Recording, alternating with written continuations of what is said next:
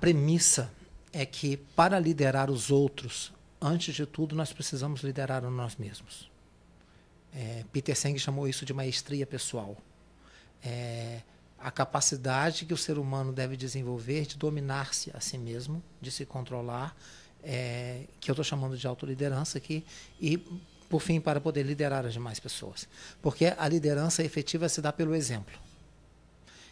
Como inspirar pessoas, como fazer isso, se não pelo exemplo, se não pelos valores que nós podemos cultivar. Qual a relação que você me pergunta entre, então, Jung e a pessoa de Francisco de Assis, que eu abordo no livro? Primeiro aspecto, com relação a Jung. Jung denominou de processo de individuação o processo pelo qual todo ser humano é capaz de desenvolver-se para se tornar um indivíduo, quer dizer, um ser humano inteiro, aquilo que não pode ser dividido. Isso significa, então, uma jornada, estou chamando aqui de uma jornada espiritual, onde nós nos aprofundamos, onde nós nos mergulhamos em nós mesmos para nos conhecermos melhor.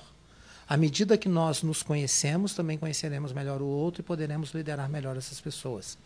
Então, isso significa tomar consciência das nossas máscaras, da persona, e esse é um grande desafio, uma vez que na sociedade de modo geral, especificamente nas empresas, muitas pessoas, muitos de nós, nos revestimos de personas, de máscaras, que não somos nós na essência, mas vivemos um grande teatro e que isso afeta a nossa vida e afeta a vida como um todo.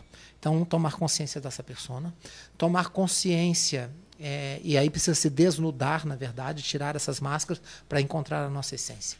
Há um outro arquétipo que Jung falou, arquétipos como imagens primordiais que estão no inconsciente coletivo, como talvez alguns instintos psicológicos, vamos chamar assim, que estão presentes em nós. Jung chamou de sombra, que são conteúdos que estão no inconsciente nosso e, em geral, a maior parte negativos, e que muitas vezes nós projetamos sobre o outro. Então, aquilo que eu não gosto em mim, mas eu não consigo enxergar em mim, eu projeto no outro, e vem de formas de julgamento, de pré-julgamentos, de preconceitos, e muitas vezes isso é destrutivo nas relações. Estou dando apenas um pequeno exemplo para fazer uma síntese.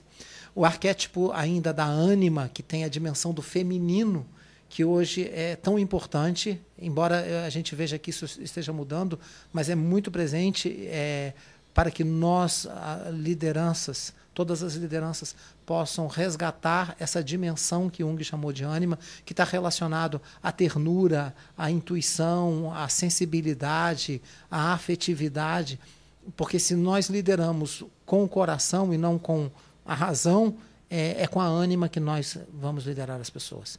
Por fim, liberar também em nós o arquétipo da criança, que tem características de empreendedorismo, da ousadia, da audácia que as crianças têm, da alegria, da espontaneidade, que faz a gente correr riscos.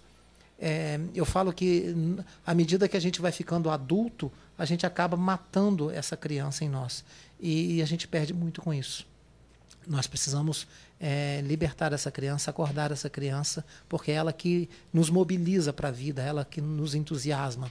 Há um arquétipo ainda do velho sábio, que Jung chamou do Sênex, que é o arquétipo da espiritualidade, o arquétipo da sabedoria, da intuição que está presente em nós, que vai requerer de nós momentos de silêncio, de escuta, de meditação, aquilo que a gente falava anteriormente. Nós precisamos disso. A gente está perdendo nisso aí. Esse sábio está dentro de nós. O arquétipo do herói, que está presente em todos nós, que são as grandes lutas que nós já passamos, as grandes batalhas que nós passamos na vida, e que nós precisamos identificar em nós as forças psíquicas e emocionais que nos ajudam a vencer as batalhas. A coragem, forças mesmo que fizeram com que nós lutássemos para um bem maior. E como essa força está presente em nós e pode nos ajudar.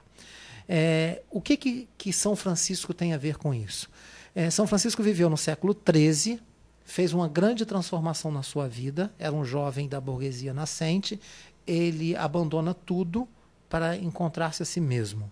Então ele se desnuda da persona do jovem que pretendia ser nobre e cavaleiro, ou que pretendiam que ele fosse, como a família, e ele busca ser a si mesmo. Ele lidera pelo exemplo.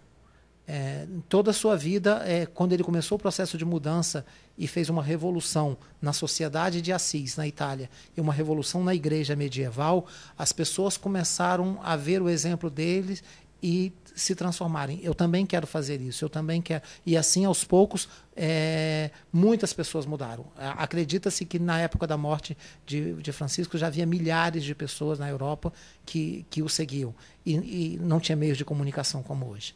Então, imagina a força do exemplo em plena Idade Média, um único homem que se transforma, porque a condição primeira é eu me transformar, não dá para colocar como uma exigência que os outros se transformem se eu não me transformar em primeiro lugar. Então ele se transforma, ele passa a ser um exemplo, uma referência, as pessoas vão se transformando e ele vai fazendo uma grande mudança na sociedade. Então ele aparece como essa figura do líder que se coloca a serviço de todos, que inspira os outros pelo exemplo a partir dos seus valores. E ele, como poucos, viveu esse processo de transformação que Jung chamou de individuação.